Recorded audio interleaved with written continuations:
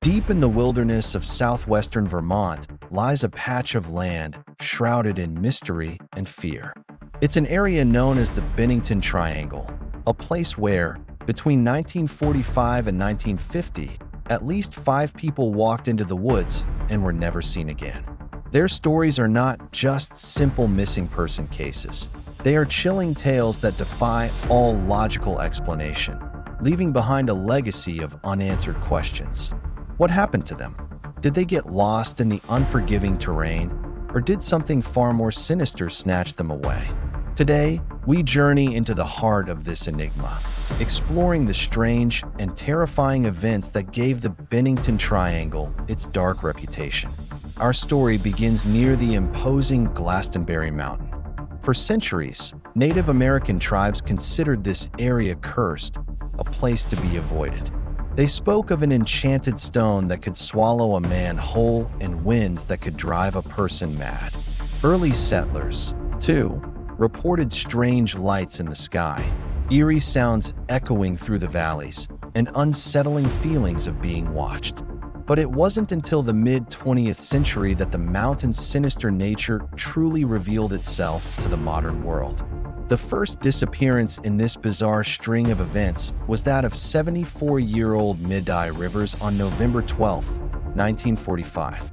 Rivers was an experienced hunter and woodsman who knew the area like the back of his hand. He was leading a group of 4 other hunters up the slopes of Glastonbury Mountain.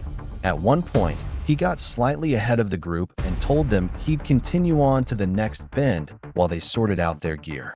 He walked around a corner, and that was the last time anyone ever saw him.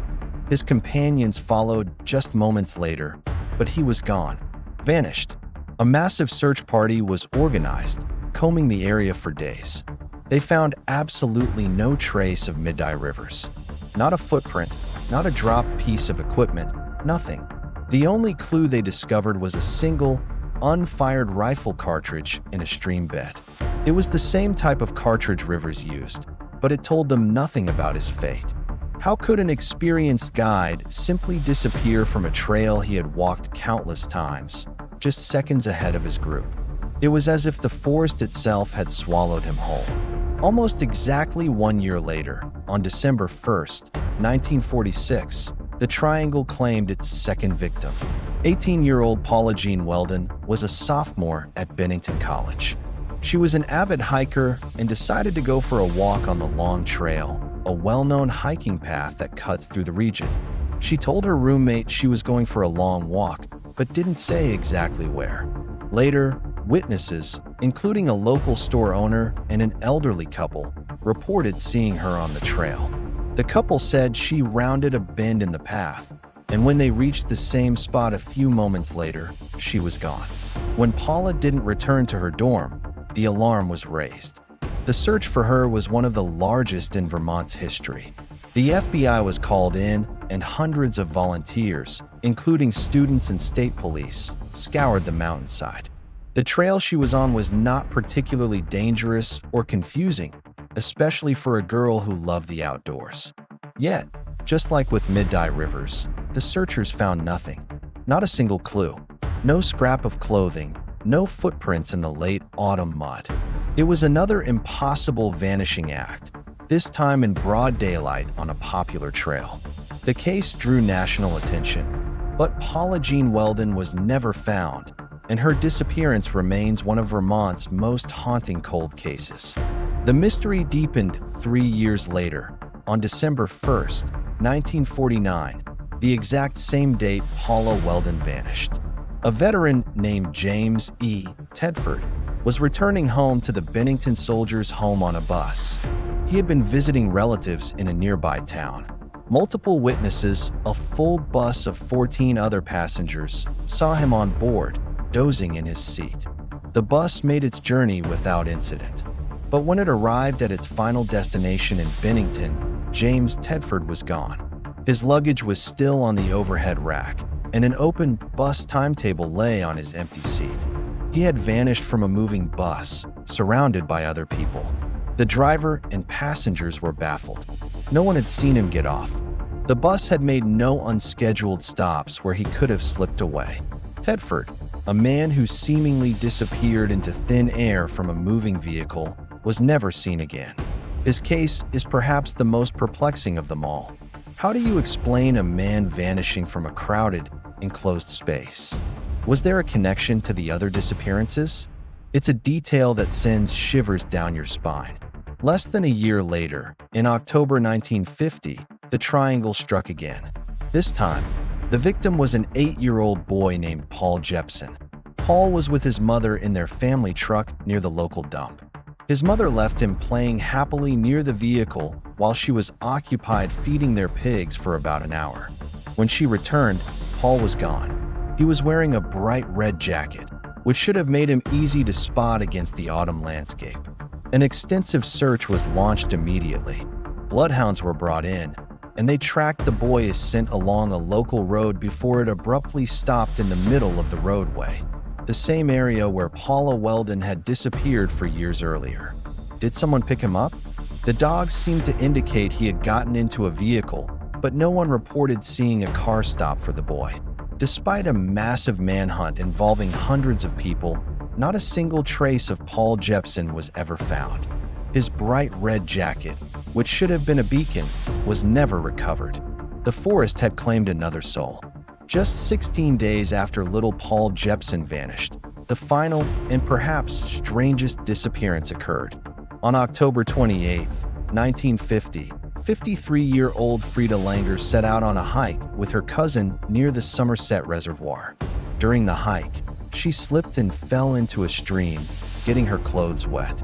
She told her cousin she was going to walk back to their campsite to change, a short trip of less than half a mile. She knew the area well. When she didn't return after a reasonable amount of time, her cousin went looking for her, but found no sign of her. Another massive search was launched, this time involving airplanes, helicopters, and over 300 searchers. For weeks, they combed the area but found nothing. The search was eventually called off as winter set in. But then, 7 months later, in May 1951, Frida Langer's body was found. It was discovered in an open field near the Somerset Reservoir, an area that had been searched exhaustively and repeatedly the previous fall. The location was out in the open, not hidden in dense woods. How could hundreds of searchers and multiple aircraft have missed her body for 7 months? The condition of her remains only added to the mystery. Despite being exposed to a harsh Vermont winter for 7 months, her body was described by the coroner as being in a state of preservation that was baffling. The cause of death could not be determined. Why did her body suddenly appear in a place that had been searched so thoroughly? Where had she been for all those months? It was the only case where a body was recovered, but its discovery only created more questions than answers. So what is the explanation for these 5 bizarre disappearances in the Bennington Triangle? Theories range from the logical to the supernatural. Some believe a serial killer was operating in the area, preying on unsuspecting victims. This could explain how people vanished without a trace, but it doesn't account for James Tedford disappearing from a moving bus, or why Frida Langer's body appeared months later in a heavily searched area. Others point to the harsh and unpredictable nature of the Vermont wilderness. The terrain is rugged, the weather can change in an instant, and there are many old wells, mine shafts, and crevasses where a person could fall and never be found. This is a plausible explanation for getting lost, but it doesn't quite fit the specific circumstances. Then there are the more outlandish theories, fueled by the area's folklore. Some whisper of a creature, a Bennington monster, a sort of Vermont Bigfoot that stalks the woods. Others talk about UFOs and alien abductions, pointing to historical reports of strange lights in the sky over Glastonbury Mountain. Could these individuals have been taken by something not of this world? Or perhaps there's a stranger, more paranormal explanation, a time warp, a portal to another dimension hidden in the folds of the mountain, a place where the laws of physics as we know them don't apply.